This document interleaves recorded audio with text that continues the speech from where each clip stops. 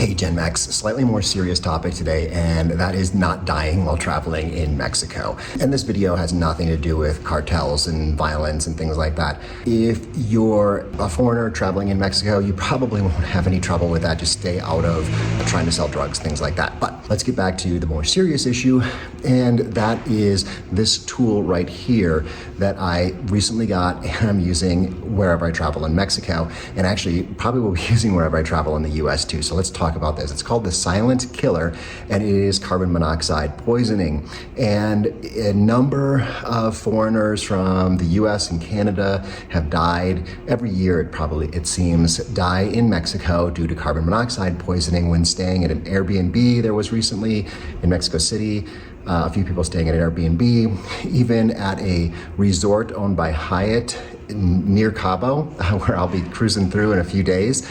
It's a serious problem. There's two things going on. One is that in Mexico, carbon monoxide detectors are not common. Pretty much most places in the United States, most homes, most hotels, public places have carbon monoxide detectors. Not always true, not always with batteries, so that's why I would use it in the US. There have definitely been people who've had this problem, and it's people who die maybe make the news. The people who get sick are much more common. So this is something that could either save your life or save you from getting very sick. So this little guy, I think it was around $100 or something like that. And there's many options. Some people go for a less expensive option of just getting a regular plug-in carbon monoxide detector. I like this one because it's battery operated. I like it also because it has an LED or LCD display that tells me the level. So as the level of carbon monoxide goes up, it beeps and it shows on there when it gets to a unsafe level, and it beeps and vibrates and flashes and things like that as it gets to really serious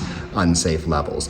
I think part of the problem is the symptoms are probably similar to like food poisoning, which a lot of people assume like, oh, I'm feeling poorly in my hotel room, I probably got some food poisoning, let me just sleep it off. You get maybe dizzy, nausea, you throw up, and then you stay in your hotel room, and that is the thing that's actually making you sick. And the problem is that things are maybe constructed a little differently in Mexico. There's just not all those safety standards. So perhaps there's a boiler in the closet for hot water or something like that, or maybe something's leaking, something's just not up to standard, something's broken, and it is a silent killer. Carbon monoxide does not have a smell like you would something like natural gas or even smoke. So it shows up, you get sick, and you can die if you stay in that area. So having something like this will sound the alarm, get you out of the room. Probably a good idea to,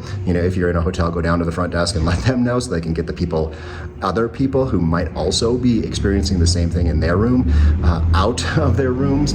But yeah, I just wanted to make this quick video. I'm just staying here. I'm checking out today out of my hotel in Tlaquepaque, and I'm going to be heading down to Ajijic next. But I thought it was important to just share this with you. If you want to buy this one in particular, there is an affiliate link down below that'll support my YouTube channel.